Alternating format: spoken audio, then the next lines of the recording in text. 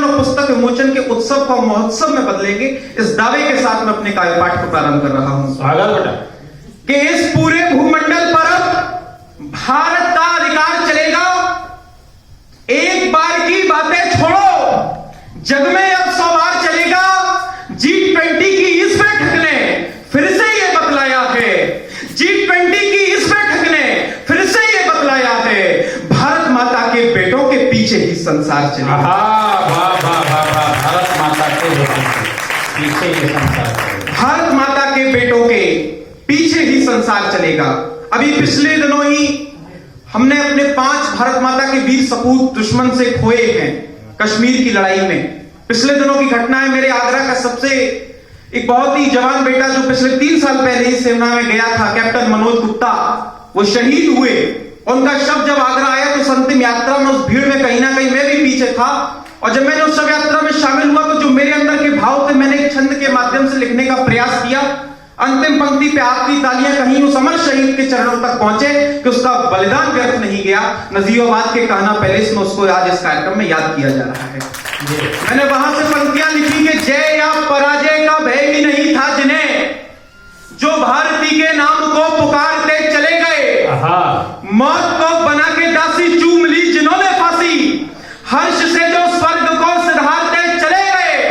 जपते चले गए जो राष्ट्र देवता का नाम, भारती के हाल को सुधारते चले गए। यादों में याद तुम रखना उन्हें भी जो कि भारती की आरती उतारते चले गए। तो शत्रु का भय कब हमको रहा है मित्र, स्वयं ही हम शत्रु के द्वार चले जाएंगे। मैं चाहूंगा आपसे बातें कर सकता हूं, चुटकुले सुना सकता हूं, लेकिन मेरा मन यह है कि इतने प्रबुद्ध लोग हैं, क्योंकि श्रोताओं में कवि और साहित्य के मर्मज्ञ लोगों की उपस्थिति है, तो ऐसे कार्यक्रम में कोई हल्की बात ना करी जाए। मैंने लिखा कि शत्रु का भय कब हमको रहा है मित्र, स्वयं ही हम शत्रु के द्वार चले जाएंगे।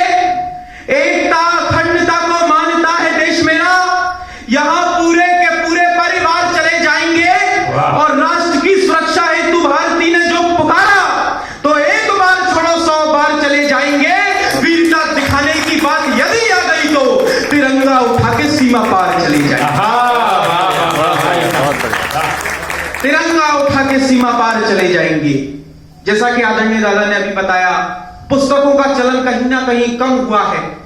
देखिए, मैं जिस विद्यालय का विद्यार्थी हूं आगरा में, पिछले दिनों युवा वर्ग की इस कार्यक्रम में उपस्थिति है, आपको पता होगा पिछले दिनों एक रील बड़ी वायरल हुई, पतली कमरिया मोरी हाय हाय। ये रील पिछले दिनों बड़ी युवाओं में वायरल रही। मेरी क्लास में इस पर एक वीडियो शूट किया गया बच्चों के द्वारा। यकीन मानिए उस रात मेरे को नींद नहीं आई। मेरे अंदर एक क्रोध की ज्वाला भड़की कि आखिर हम किस दिशा में जा रहे हैं, हमारा समाज किस दिशा में जा रहा है। मेरी उन क्रोध की ज्वाला ने बस 4 पंक्तियों का रूप लिया है, या आप ये कह लीजिए 4 प्रश्नों का रूप लिया है। 4 पंक्तियों में 4 प्रश्न हैं। यदि मेरे चारों प्रश्न आपको ठीक लग जाएं तो चौथी पंक्ति पे आपकी उत्तर रूपी तालियां मुझे उठते हुए दिखें।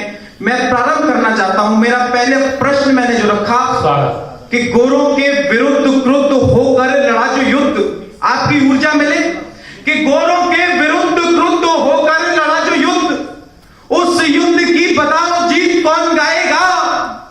फांसी को भी चूम लिया राष्ट्र की स्वतंत्रता को, देश पे लगी हुई वो प्रीत कौन गाएगा।